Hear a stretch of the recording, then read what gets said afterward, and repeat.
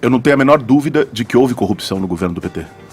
Né? Assim, você tem aí provas de que houve corrupção na Petrobras, né, durante os governos do PT. Era pior, no governo Lula era uma roubalheira e só a bandidagem do PT que tinha acesso a isso. É corrupção, claro que é corrupção.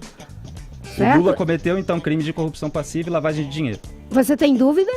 Não, eu quero que a senhora... Você tem dúvida? Estou perguntando Não, você tem dúvida? A posição da senhora. É crime de corrupção. Eu tô aqui pra entrevistar. Lei da ficha limpa. Lei da ficha limpa é para crime de corrupção, não pode ser candidato. Quem é julgado em segunda instância e o crime que foi praticado foi corrupção. O Lula não tem a capacidade de fazer um meia-culpa, né, como grande orquestrador do até então maior escândalo da história da República, que foi o Petrolão.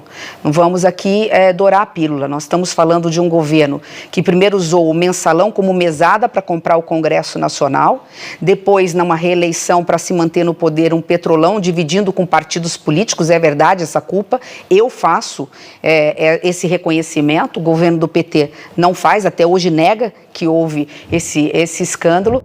O Lula é o retrato do PT, partido envolvido em corrupção, sem compromisso, né, com as questões de natureza ética, sem limites. Depois de ter quebrado o Brasil, Lula disse que quer voltar ao poder. Ou seja, meus amigos, ele quer voltar à cena do crime. O que aconteceu na Petrobras foi crime mesmo. Não foi política. O que aconteceu na Eletrobras foi crime mesmo. O que aconteceu na Caixa Econômica Federal foi crime mesmo. O que aconteceu no crédito consignado foi crime mesmo. O que aconteceu nos fundos de pensão foi crime mesmo. Portanto, a gente não deve criminalizar a política nem politizar o crime. Desvio de dinheiro, de gerente devolvendo 150, 180 milhões de reais, não é possível alguém achar isso natural. Isso não é política, isso é bandidagem. Portanto, houve uma quantidade impressionante de coisas erradas entranhadas na estrutura do Estado. A corrupção no Brasil foi uma criminalidade estrutural e institucionalizada e sistêmica. E eu acho que verdadeiramente a Lava Jato ajudou a desvendar isso e a mudar a cultura de impunidade no país. E tive a oportunidade, nesses 10 anos do Supremo Tribunal Federal, de julgar casos referentes à corrupção que ocorreu no Brasil. Ninguém pode esquecer que ocorreu no Brasil, no Mensalão, na Lava Jato, muito embora tenha havido uma anulação formal, mas aqueles 50 milhões das malas eram verdadeiros, não eram notas americanas falsificadas.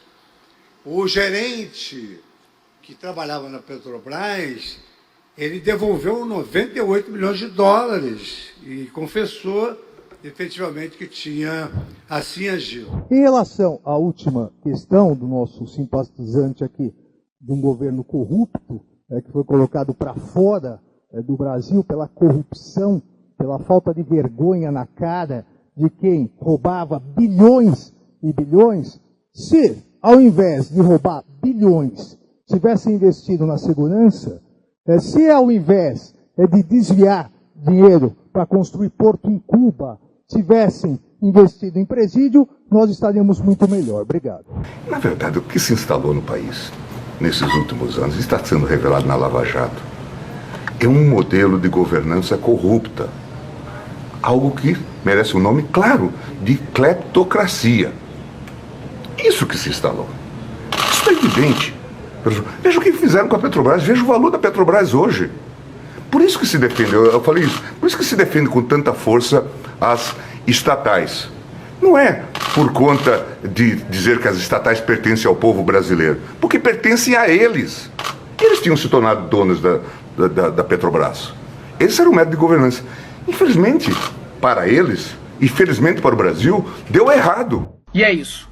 Cadeia nesse corrupto chamado Lula, nesse safado, nesse ladrão, nesse delinquente desgraçado que afundou o nosso país.